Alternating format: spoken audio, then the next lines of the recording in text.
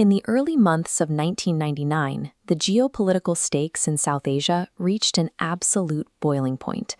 India and Pakistan had both just successfully tested atomic weapons, meaning any border skirmish now carried the very real threat of an apocalyptic nuclear exchange.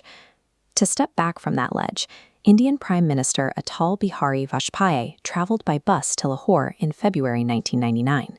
He was met with a 21-gun salute and warm embraces, culminating in a historic peace treaty designed to ensure mutual coexistence. But while the ink was drying on the Lahore Declaration, a massive deception was already underway. Pakistani General Pervez Musharraf had covertly authorized Operation Badr. During the brutal Himalayan winters, both Indian and Pakistani forces routinely vacated their highest forward posts to survive the sub-zero temperatures. Instead of retreating, Pakistani forces secretly advanced, crossing the line of control and occupying over 130 of these high-altitude bunkers across a 150-kilometer stretch of freezing, unforgiving terrain. The massive intrusion went completely unnoticed until May. Local shepherds searching for lost yaks spotted men in traditional clothing building fortifications out of the rock. When Indian Army patrols went up to investigate the reports, they were ambushed by heavily armed combatants. The diplomatic warmth in Lahore had served its true purpose. It successfully distracted the Indian government, while a hostile foreign army quietly entrenched itself deep inside Indian territory. The intruders were sitting at 18,000 feet, which gave them a devastating tactical advantage. They had a direct, unobstructed line of sight to National Highway 1A, the primary artery snaking through the valleys below. If artillery fire from those peaks could permanently cut off that highway, India loses all access to the Siachen Glacier. Without a land route for supplies, that entire northern territory would slip out of Indian control. Dislodging them would require an immense offensive. Standard military doctrine dictates that to successfully overcome an entrenched defender on flat ground, you need 3 attacking soldiers for every 1 defending. But this was high-altitude mountain warfare. When you factor in the steep incline, the lack of cover, and the bone-chilling cold, the mathematics of survival change. The required ratio jumps to 9-to-1 just to stand a fighting chance. The Indian Army was preparing to launch an offensive where the enemy was heavily armed, deeply entrenched, and sitting at the top of the world. They were fighting the extreme geography of the Himalayas themselves. The initial Indian counterattacks were met with ferocious resistance. When the Indian Air Force attempted to provide close air support, their MiGs and Mi-17 helicopters were quickly targeted. Shoulder-fired Stinger missiles brought down 3 aircraft in a matter of days.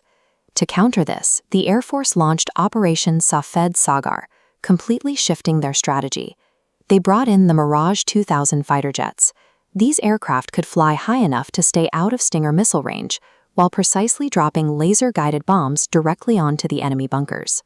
While the Air Force pounded the peaks, the Indian Navy opened an entirely different front hundreds of miles away in the Arabian Sea with Operation Talwar. The Navy deployed a massive fleet to aggressively block Pakistan's critical trade routes. By threatening commercial shipping and oil tankers, they effectively cut off the country's petroleum supply, reducing Pakistan's oil reserves to a mere 6 days of operational capacity. To solve the vertical nightmare of the Himalayan peaks, India synchronized its forces. They clamped a multi-domain vice grip on Pakistan, choking their military logistics from the skies and their economic lifeblood from the sea.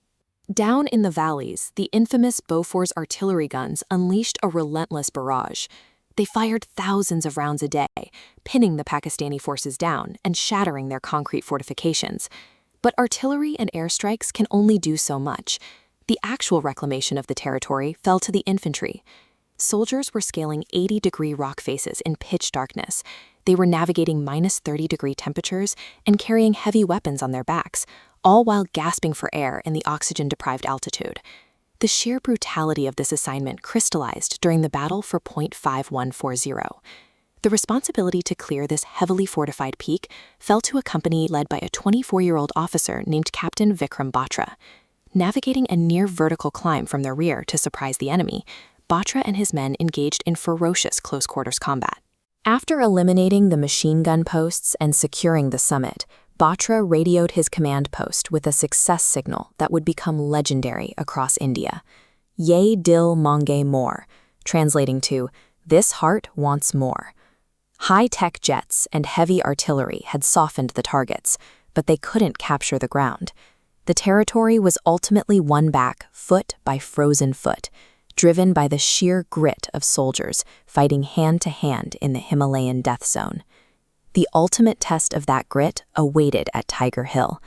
Standing at 17,000 feet, it was the tallest, most strategically vital, and most heavily defended peak in the entire Dras sector. The assault on Tigerhill required climbing a sheer vertical ice cliff. A 19-year-old grenadier named Yogendra Singh Yadav volunteered to lead the final approach. As his team scaled the rocks, they were ambushed by heavy machine gun fire from the bunkers above. Yadav was hit by 15 bullets. With his squad wiped out or forced to retreat, he lay bleeding in the snow, playing dead as Pakistani soldiers shot the bodies around him.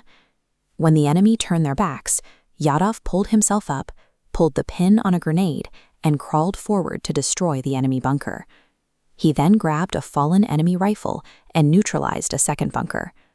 Despite catastrophic injuries, his solo assault threw the Pakistani defense into chaos, allowing the rest of his unit to push up the ridge, swarm the positions, and finally secure the peak. The fall of Tigerhill broke the back of Operation Butter.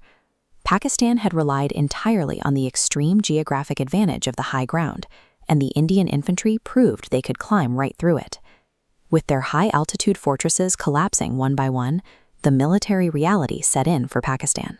Facing total defeat on the peaks and a strangled economy at home, Pakistani Prime Minister Nawaz Sharif flew to Washington, desperate for American intervention to save face. But President Bill Clinton flatly rejected Pakistan's cover story that the intruders were independent local militants. He issued a blunt ultimatum: order an unconditional, immediate withdrawal of all Pakistani forces from Indian territory, or face total diplomatic isolation. Cornered both militarily and politically, the Pakistani army retreated. On July 26, 1999, the conflict officially ended. Known today as Kargil Vijay Diwas, the line of control was fully secured and cleared of all hostile forces.